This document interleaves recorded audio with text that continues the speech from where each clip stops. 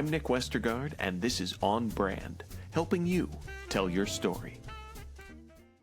What does it really take to turn expertise into influence? My guest this week has spent the last 2 decades answering that very question. Bill Sherman is the COO of Thought Leadership Leverage and co-author of the Thought Leadership Handbook. His journey into thought leadership began with a simple question from a Fortune 500 executive. How do I scale the ideas in my book? Since then, he's helped organizations and experts transform ideas into impact, and he co-hosts the Thought Leadership Podcast. My interview with Bill is coming right up, but first... Bill Sherman, welcome to On Brand. Hey, Nick. Great to be here. I am excited to chat. You know, one of the things in your work on thought leadership that you describe, which I feel like thought leadership, we talk a lot about storytelling here on the show, and thought leadership, it sort of exists in the same space that a lot of people kind of nod along with it. They don't always know exactly what it means, how to do it, or anything that follows, but it's sort of universally acclaimed. But you break it down into 5 thought leadership avatars, and I think that's a really interesting approach, and I wonder if you'd talk us through that. Well, you point to a good thing that a lot of people smile and nod when people talk about thought leadership. And with that definitions, people scratch their heads. Sometimes they go, well, thought leadership is what thought leaders do. That's not very helpful. Or thought leadership is your smartest content marketing. Again, not very helpful. The 5 thought leadership avatars that we talk about, the growth-minded CEO, the impact and legacy executive, the thought leader on the run, the in-house expert, and the Hall of Fame thinker, all use thought leadership for a specific goal, even if they use different formats. So let me explain. The growth-minded CEO could be a Fortune 500 CEO. It could be an entrepreneur just trying to get their idea out into the world. They use thought leadership to attract attention for their main business and access rooms that their salespeople couldn't on their own. The impact and legacy executive, there's someone who is near retirement or recently retired, and they want to stay in the game in some way. They're not ready to ride off into the sunset on a golf cart. So they use thought leadership to either attract attention for their ideas. Maybe they want a board position. Maybe they have a book that they wish that they could have given to others, but it didn't exist, so now they take time to write it. Or maybe they want to pass on knowledge they have. The thought leader on the run, that's your keynote speaker, that's your author, that's your coach, that's your consultant who needs to be in the room or on the screen to create value, not only for their clients, but for themselves. The in-house expert, the 4th of the avatars, is very common in organizations. They're the person who knows the secret sauce and the recipe. Maybe they have a title of chief evangelist. Maybe they're a head of product, head of research. They are encouraged by their senior leadership to go out into the world, share what they know, and they sort of have to navigate between saying too much, giving away trade secrets, staying in line with what marketing wants them to say, and what legal will allow them to say. And so they're building personal brand and the brand of the organization as they practice thought leadership. And the 5th category of thought leader who practices is the Hall of Fame thinker. The Hall of Fame thinker looks at the thought leadership work that they've done, and they know that at some point they're going to retire or step away from thought leadership and do something else, or even pass away. And so their question is, how do these ideas travel without me? That's fascinating, and I love those labels because it really speaks to, both kind of what they do, and it feels like they're easy handles for someone to grab a hold of. I mean, even as you mentioned that, I realized I guess I'm one of those thought leader on the run types that is doing a lot of speaking and teaching. But I think the other danger that comes without understanding your avatar type is it kind of leads to a kind of a shotgun blast approach of doing a lot of different things instead of doing what makes the most sense. How do the types of thought leadership differ from avatar to avatar? So, again, I would say the big difference is your avatars can change over time. So a growth-minded CEO, as they move towards retirement, may start thinking about impact and legacy executive, right? However, if you're writing a book, I can think of how I got into thought leadership, for example, which was I was doing consulting 20 years ago, and I had a situation where a Fortune 500 CEO of a tech company had written a business book because he thought it was, at the time, what executives do. And it got on the cover of Fast Company. People were interested and they were saying, can you come speak? Can you also give us a little bit of how do we scale this within our own organizations? And that was something that he wasn't prepared for in writing the book. So one of the questions becomes, strategically, not only why are you practicing thought leadership, but what impact do you want to make for either yourself, your organization, society, or people? And we can talk about what impact looks like and how to create it, but really getting that clarity. And one of the things that I've seen time and again is it's really easy to get busy in thought leadership. Oh, I need to post more. Time to record another podcast. Time to serve a client. And you don't step back. You fill your calendar with activity rather than purposeful strategy. Well, and I think that's so true because, the book example makes me think of, I've talked to countless executives that have said, oh, I should probably write a book. And I always ask, not in a goading way, but I follow up and ask why. Yeah. And I don't hear a lot of answers of, because it's something that's been burning inside of me and this is an idea that I have to get out into the world. It's what you said. I kind of think that that's what someone in my position does, and I don't really know, and I don't really want to, don't feel like I can, but I feel like I should. And I think books are an obvious example. I think we live right now in such a video age, people thinking of, I got to be on video all the time.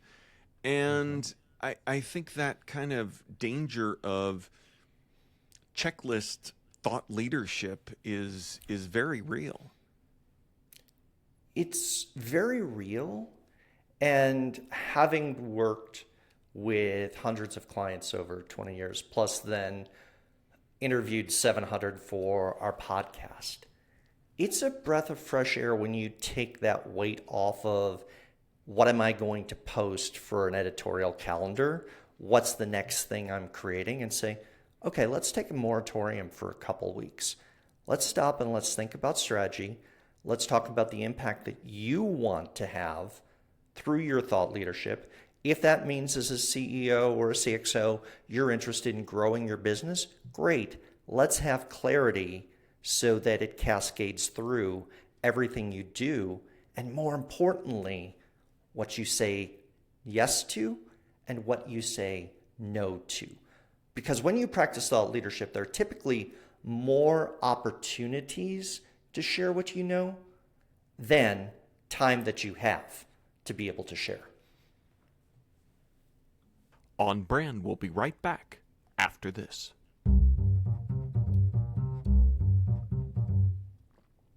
Now, back to the show. One of my favorite lines from the book is, ideas can't speak for themselves. And it's one of those really simple ones, but boy, that resonated, because I feel like leaders have these great ideas that they put up on their own whiteboard and assume that the work's done. And it's a big leap. And why do so many think that once they've had the idea that the hard work is over? So I think it's deeply buried in our culture. There's a phrase in Latin that winds up getting pulled into law, res ipsa loquitur, the thing speaks for itself. I haven't seen that happen. Good ideas do not travel on their own unless someone chooses to speak and advocate for them. That could be if you're in an executive offsite and you're trying to figure out strategy, you come up with a plan. How are you cascading that story not only inside the organization, but then to vendors, partners, regulators, customers, clients, whatever language you use, right? And who will be doing the speaking? And also, is it aligned to a degree? I mean, you want to sound like an orchestra as an organization. You have different roles, different voices, different timbre when you speak. But it should sound like you're in the same group when you're sharing the knowledge, right? And one of the things that becomes incredibly important is that phrase that you quoted, ideas can't speak for themselves. I put a second sentence right after that. You can. Because I believe thought leadership isn't something that some people go to school for or get a certificate for, or they were born that way. There are skills that can be developed to help you practice thought leadership more effectively, to scale your ideas. And with that, those skills are learnable. Everyone can practice thought leadership to a targeted audience and create impact. And I think the world needs more and better thought leaders rather than fewer.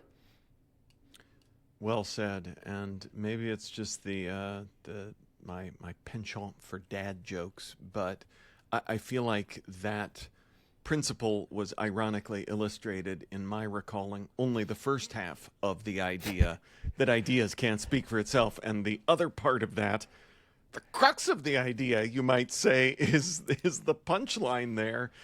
You can, but illustrates the point, I guess. Exactly. And that's why you have to take an idea and simplify it down, and not simplify it down to dumb it down. The world has many experts. Those experts can work inside their organization on behalf of the organization to create new products, new services, whatever.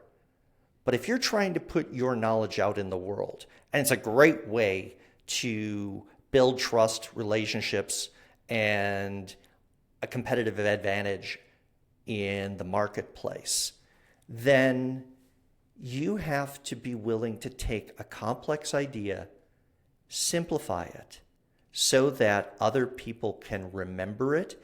Because thought leadership, one of the things that I measure is, and this is a brand podcast, so I'm going to jump into brand here for a second. So organizations have brands, products have brands. We don't need to really go into that on this podcast. People, personal brand, that's become a thing too.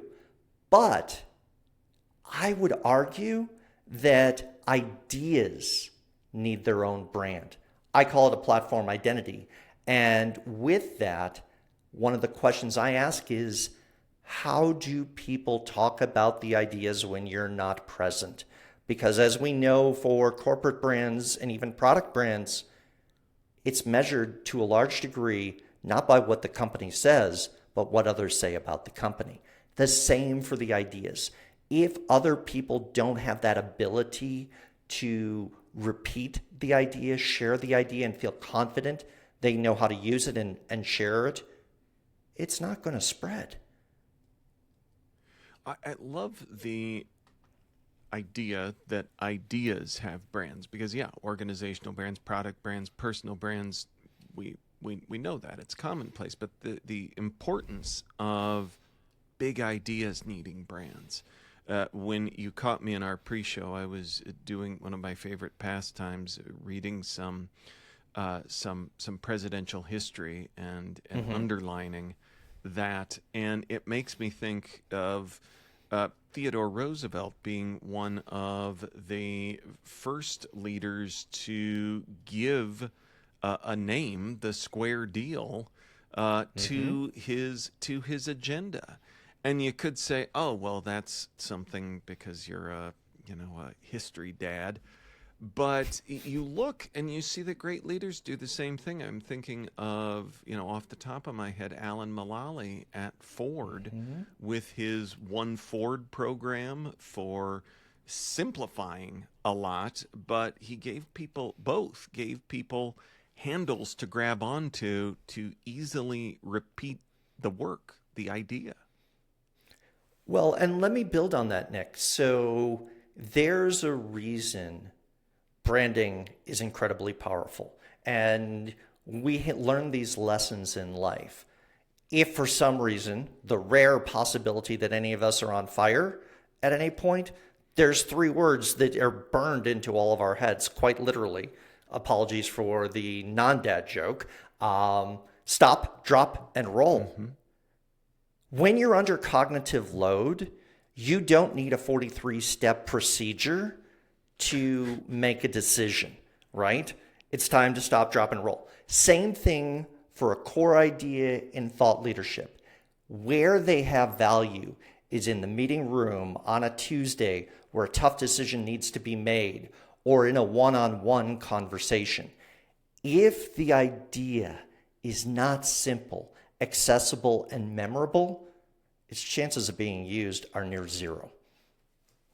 Simple, accessible, memorable. I think that is great advice. And I feel like when you talk about it being a learnable skill, one to develop, it seems like there's often with leaders an inflection point where the tools that got them here won't get them there. And in a lot of rising leaders that I find, they're coming up in technical fields, and it's that technical expertise that has gotten them to this level. And because of that, it can lead to kind of complexity of ideas in communication. That feels safer. It feels like that's my expertise that I'm falling back on. And it's and it can keep the idea from being simple, accessible, memorable. Yeah, and so that's one of the reasons why, and I can share stories on this if you want, but when I start working with a client, one of the questions that I'm asking is not only what do you know, but when were moments that people understood it and you changed their world, right? And it doesn't have to be a massive transformation that they picked up and moved to another city or country. But literally, when did your idea spark someone else to do better or to see the world in a new way? And when you tap into that, a couple things happen. You see the spark in someone's eye. When someone practices thought leadership, they have an undeniable spark in their eye and a smile in their voice that they're happier to explain things at a simple level, again, in a teaching perspective to others. They get joy from seeing other people get it, right? So if you can become aware of those moments, you can get better at it. You can also recognize that your audience is never going to be as interested in your idea as you are. Your level of interest in an idea is the ceiling. If you're checked out, they're not going to exceed you. They're not going to rally behind the idea. So I want to make sure that I have time for one more question, because another key idea in the work is one that I think is especially challenging for us to remember, especially in turbulent times, and that's the idea that another thing that we think, in addition to, oh, the idea is going to speak for itself, is that silence conveys some level of neutrality. And you write that silence isn't neutral.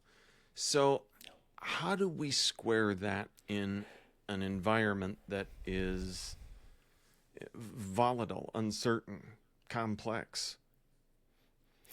So there's a lot of information and there's a lot of voices that are out there, right?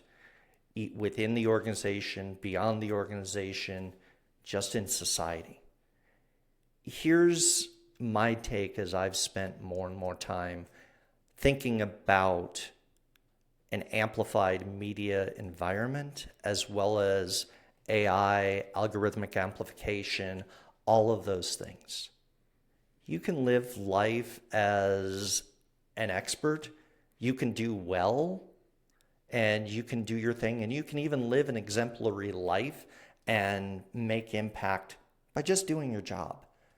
But if you know something, I'd argue there's almost a duty to speak and to share that knowledge, and not to let others guess what you know, but actually share that. Now, you don't have a right to an audience.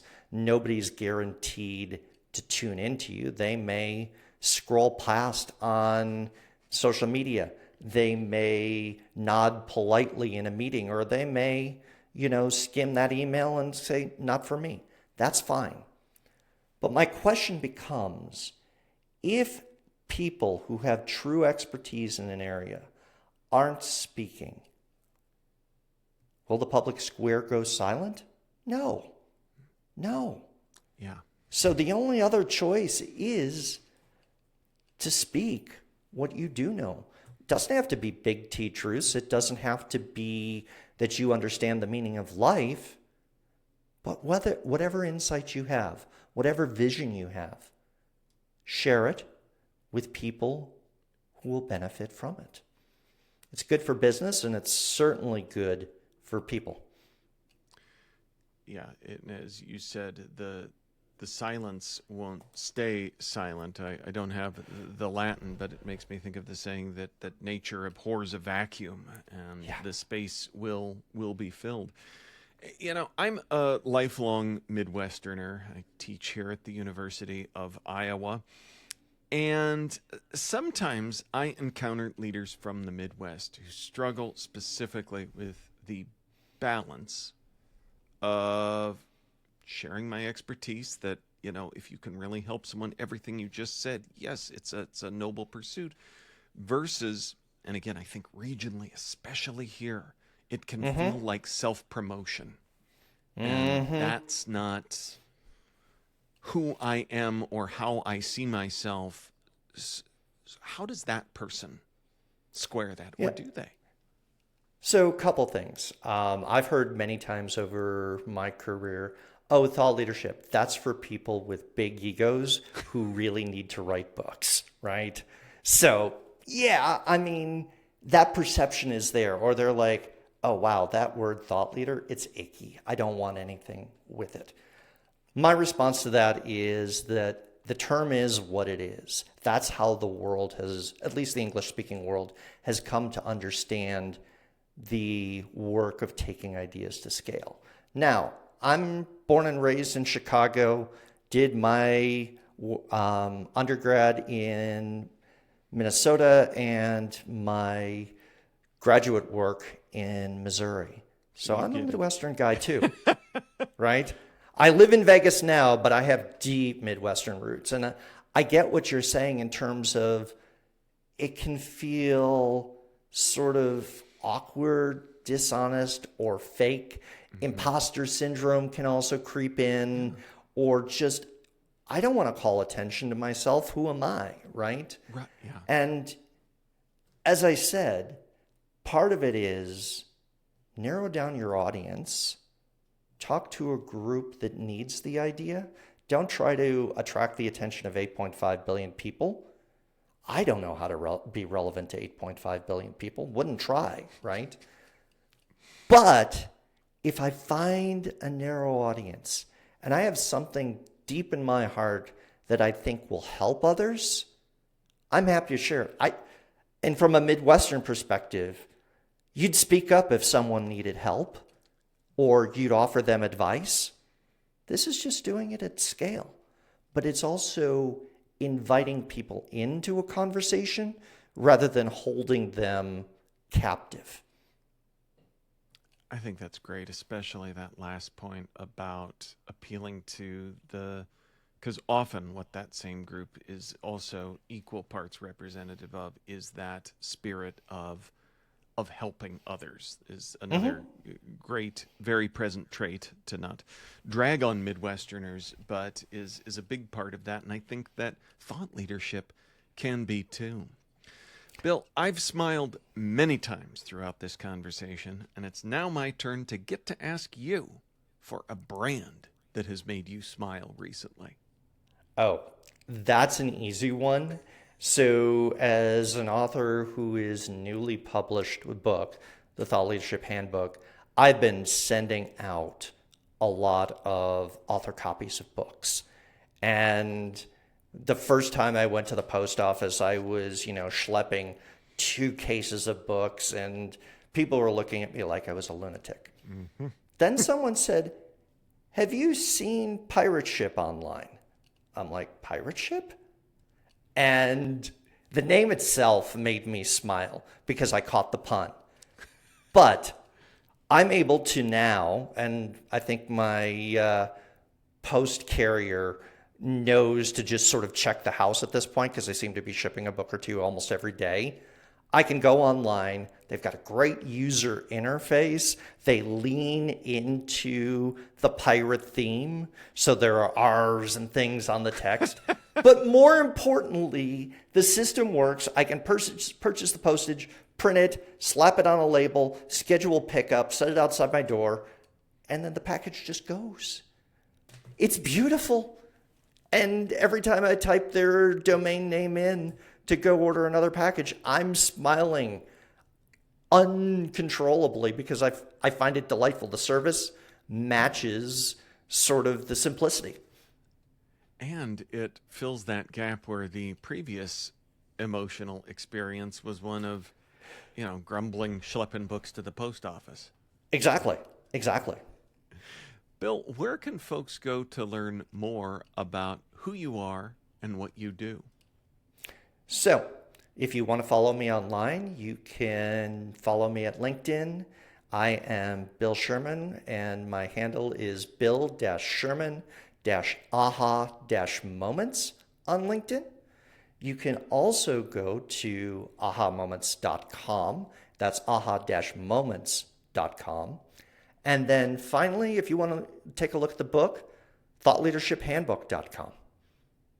Awesome. And with all of those .coms, I will give folks one more. They can find all of those links that Bill just mentioned on the show notes here for this episode of the podcast at onbrandpodcast.com.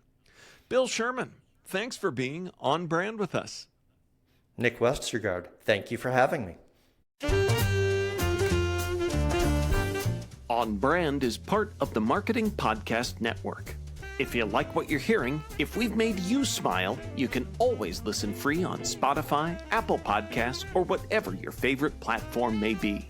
And please take a moment and rate and review the podcast to help others find the show. Until next week, I'm Nick Westergaard, and I'll see you on the internet.